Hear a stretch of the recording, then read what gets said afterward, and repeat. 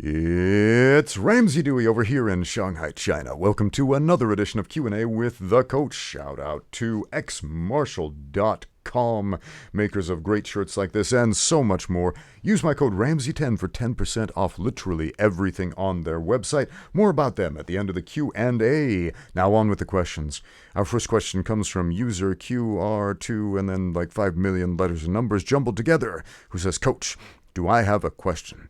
I'm not sure it warrants a full video, but who knows, your ability to go on tangents is unmatched. Well, why thank you. Somebody appreciates me.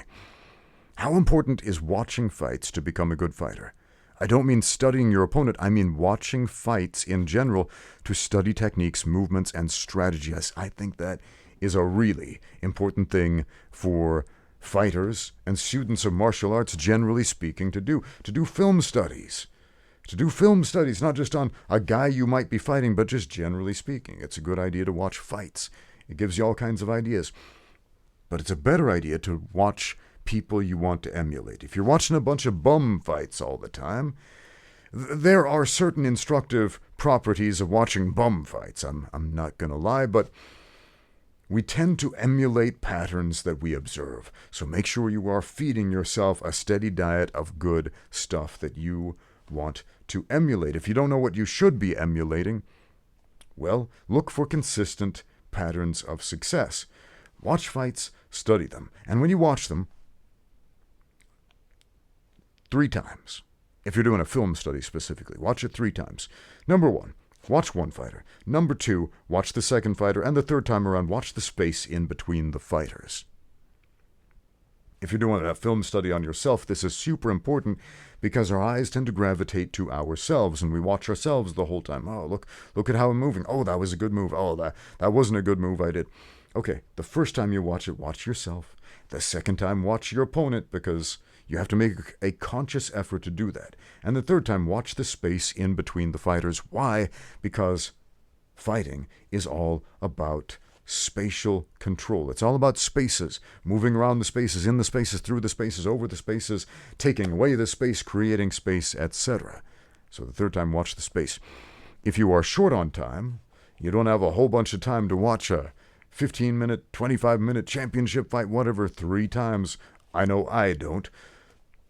Get segments of those fights, little bits of the fights, parts that worked really well, maybe a technique you want to add to your game, and watch it those 3 times and study it. So, super important. I love the question. I love the idea. Let's see what else we have. This one comes from Incredible MD, who says, Hey Ramsey, what are your thoughts on kids competing in full contact combat sports?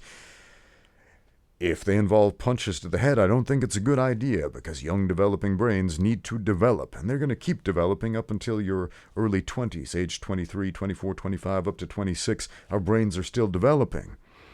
And so we don't want to cause brain damage early on. But there's more to this question. I saw a boxing card in West Virginia that had like a 9 and 10-year-old fighting. It was apparently even sanctioned by USA Boxing. That seems like kind of, well, let's just say a bad idea, and I agree. Physically speaking, even with headgear, especially with headgear. Headgear is ornamental, largely. Headgear prevents outward damage. It helps stop cuts and black eyes and abrasions, and if you got the right kind of face guard, maybe it'll stop your nose from getting busted up a little bit or your lips from bleeding, but it's not going to stop the damage to the brain. Why? Because every punch is still going to bounce your head around. That's what causes your brain to shake around inside your head.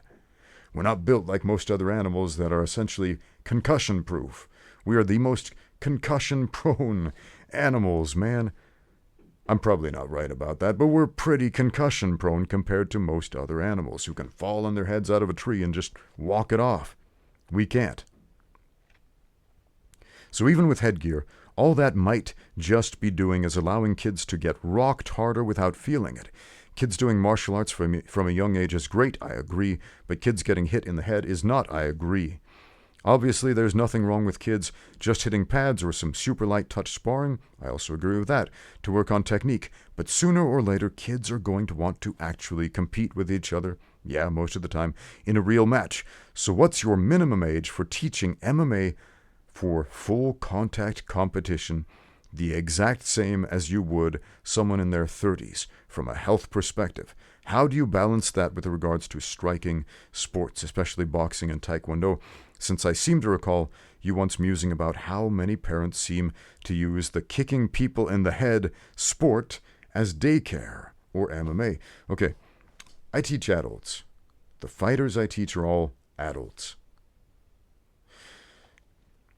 The classes, the gyms I work at also offer kids classes, but these kids are not punching each other in the head. They're not kicking each other in the head.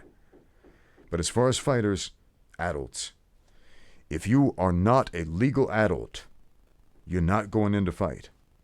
Now, some countries do it differently. Even here in China, you will see teenagers fighting professionally. I had a fight once against this young man. He was 15 years old. I didn't know that. He was a big, strong kid, man.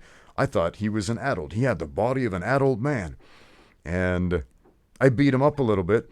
And then afterwards, I found out he's 15 years old. And I was like, oh, that's a crime in America. I just beat up a kid. Wow. Wow. Oh, my goodness. Tough kid, though. My goodness, he put up quite a fight. But if I had known that going in, I wouldn't have done it. But China, Southeast Asia, Thailand, especially kids are fighting from an early age, and it's really common. It's part of the culture, and it's not stopping anytime soon. But I don't like it. I don't support it. So yeah, there's the answer to your question. Our next question comes from Yande Jesus, who says, "Hey Ramsey, I got a quick question for you. Why don't I look strong even though I train every day?" I can relate to this. Man, why don't I look strong? I train in a myriad of martial arts. This year alone, I have trained and competed in wrestling, sumo, BJJ, and now I'm preparing to fight in HEMA, historical European martial arts, if you don't know. The thing is, every time I wrestle or spar somebody, they are always surprised by my strength because my body doesn't reflect it. Do you know why that might be? Okay. Well, there are different types of strength. If you look at strength sports, for example, the people with the most impressive-looking physiques are the bodybuilders, where all the muscles are puffed up in just the right way and the striations and insertions are visible and you can see their veins popping out and they look strong. And most bodybuilders are pretty strong because they're lifting weights all the time, right? But as far as strength sports, pure strength, the bodybuilders are on the lower end compared to powerlifters and strongmen. If you look at strongmen competitors, people will often say, these guys look kind of fat and chunky, what the heck? And they can move more weight than anybody. And if you look at powerlifters, they're kind of the medium, the happy medium between strongmen and bodybuilders, where they look strong, but they're not all chiseled and cut like the bodybuilders. And you might think, oh, the bodybuilder looks stronger because we're kind of conditioned to see all the visible muscle striations and insertions as strength, as an indication of strength, even though it's really not. And so generally speaking, competitive powerlifters can move more weight, right? And then you got fighters. And you look at fighters, and a lot of them look like skinny little wimps. A lot of them look like, that guy's a fighter. Like, think about Nick and Nate Diaz, for example, the Diaz brothers. They do not have super impressive looking physiques, and they're super tough guys. These guys can fight. I don't know how strong they are. I haven't sparred with either of them, but I have trained and sparred with some of the guys that they've competed with, and these dudes are tough. Man, they're physically strong. They're imposing guys. They don't always look it, but there's mat strength. There are different types of functional strength. Right? There's specificity is what I'm talking about. Like bench pressing requires a certain specificity of strength where we have to strengthen the pectoral girdle and our shoulders and brace ourselves in a certain position in order to use that type of strength. Mat strength is different. If you clinch, for example, with an expert Muay Thai fighter who knows the clinch inside and out, he's going to feel really, really strong in that position. His size will belie his strength. It's going to be shocking to you. If you get on the mat with a really good wrestler, even one who's much smaller than you, he's going to feel really strong as soon as you get on the floor. Oh boy. If you grapple with a Brazilian Jiu-Jitsu black belt, a high-level black belt, and he gets on top of you, he's going to feel incredibly strong. Or a gi expert, a BJJ gi expert, and he gets the grips on your uniform, you're going to be like, oh, I thought I was strong, and this little dude, I can't strip his grip. What's going on here? The second element of mixed martial arts is Jiu-Jitsu, in which we use an opponent's strength against himself. But I sneak some of my strength in there too. Right, because there are different specificities of strength. Grip strength is a very specific type of strength. Right, clinching strength, the ability to manipulate the head and the shoulders and the arms through collar ties and bicep tie-ups and reverse collar ties and underhooks and overhooks and whizzers and all this stuff. That's a very specific type of strength, right? And not all specific types of strength make us look strong. In other words, give us the hypertrophy and give us the visible muscle insertions, if you will. I hear this a lot from people who grapple or spar with me for the first time, and they're like, holy crap, you're strong. I had no idea you were that strong. You don't look that strong, because I'm more on the lanky end. I'm 6'1", I'm 215 pounds, which doesn't sound tiny by any stretch of the imagination, but you look at me, I'm kind of long and lanky. Like a long and lanky 215 pounds, and so people often think I'm smaller and weaker than I really am until I lay hands on them, and they're like, holy crap, this guy's... And a lot of that is, again, sport-specific specificity, strength specificity. Okay? If I was in a bicep curl contest against people who train bicep curls all the time, I'm going to lose that contest. If I fight those same guys, I'm going to beat most of them. Okay? So, if you want to look stronger, though, there are steps you can take. You're probably going to have to eat a lot more than you're currently eating, and you're probably going to have to lift a lot differently than you're currently lifting. If you're not doing strength and conditioning already, dude, start doing that. And if people are already saying, dude, you're a lot stronger than I thought, guess what's going to happen? You're going to bring that strength up to the next level. Stick to the mains like squats, deadlifts, pull-ups, dips, this sort of thing. Add some weight to those pull-ups and dips. And oh boy, you're going to turn into an absolute beast. And you just might start looking like one too. So that's an interesting question. Next question comes from Joe613, who says, Dear Coach Ramsey, do you have any tips on staying disciplined for grappling?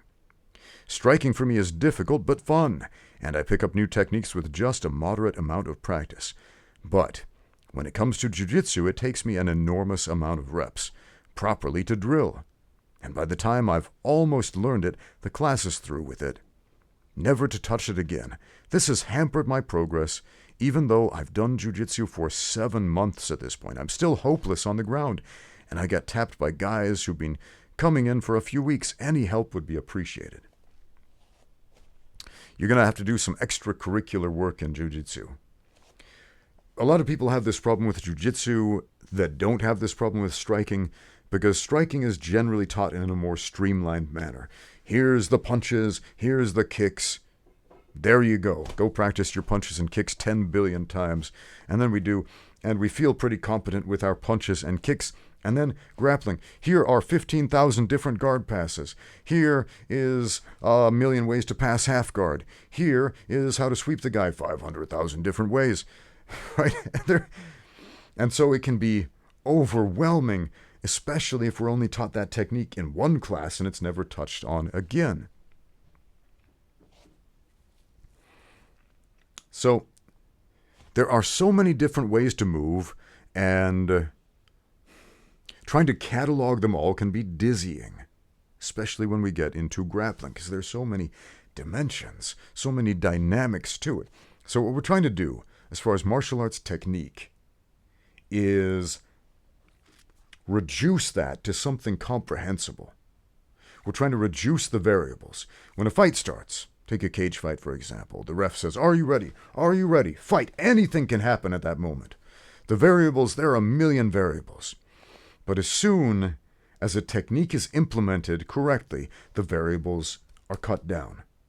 Here's what I mean by that. Let's say we have two guys, they're out in the corner, anything can happen. One of them gets in close, closes the distance, grabs the other guy, clinches with him.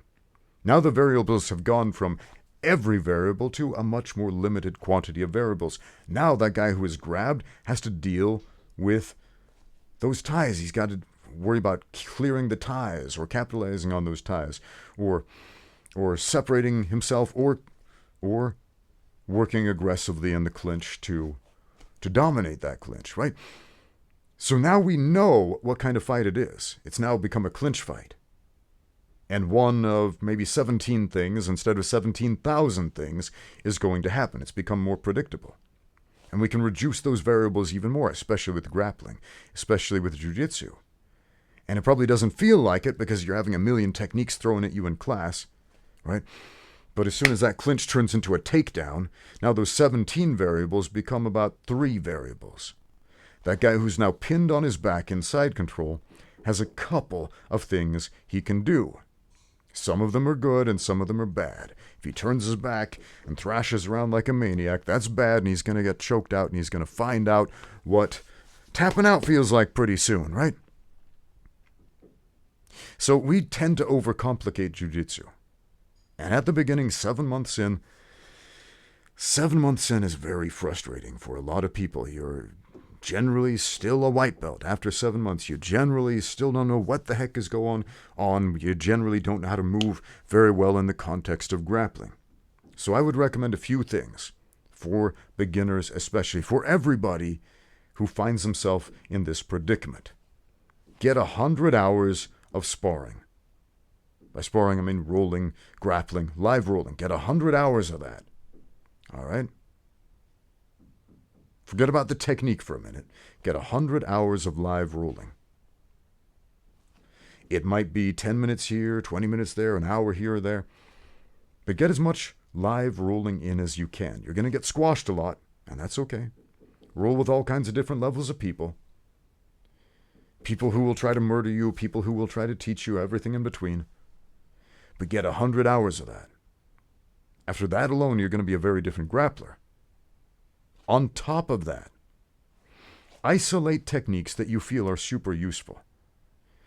You might be taught a guard pass in your class and be like, man, this is going to be game-changing for me, but I'm not going to remember it tomorrow.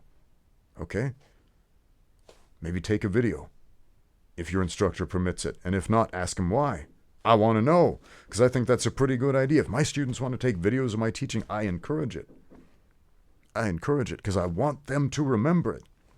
So take a video of what's going on so that you can look back. Take some notes. Write some notes down. This is important. More important than the video. Write down what you learned to ingrain that in your body.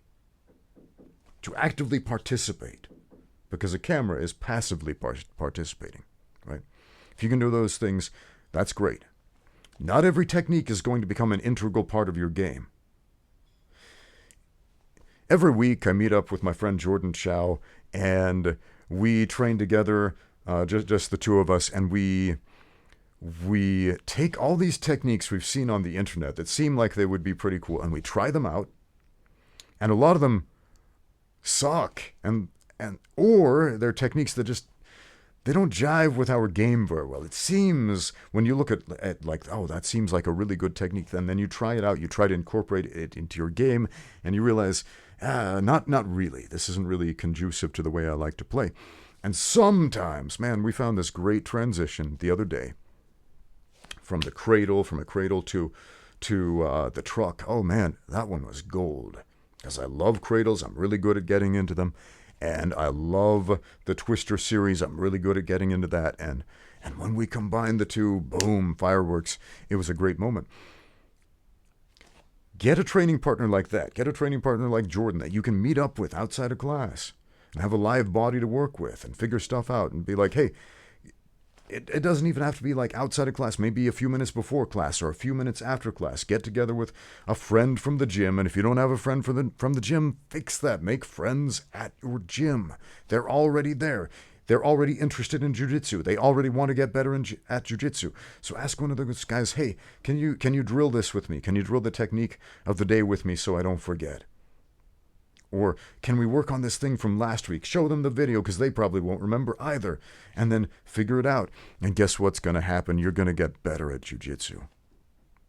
So I understand it's very easy to get frustrated 7 months into jiu-jitsu. You feel like you should be going somewhere. And then the noobs who are strong and athletic keep squashing you. You're like, oh, what's happening here? Man, yeah, it's a process. Our next question comes from Oxytocin7718, who says, is there any way to react real time to punches, or is it all guessing? You know what? I'm going to make this one its very own video. And with that, stay tuned for that one, because that's going to be good. Thank you for watching. Now get out there and train. Do you like the rash guards and shorts that I wear in my YouTube videos? Well, get your own at xmartial.com, and don't forget to use my code Ramsey10 for 10% off your entire purchase. Over the years, I've been offered a lot of sponsorship opportunities on YouTube, and I've turned most of them down, except for xmartial.com for a very specific reason. It is a brand that I use. It's a brand that I trust. They make quality gear. I don't want to sell you crap that takes your attention away from getting out there and training. X Martial is a brand that supports athletes and has from the very beginning. So if you're going to get training gear anyway, it might as well be the good stuff.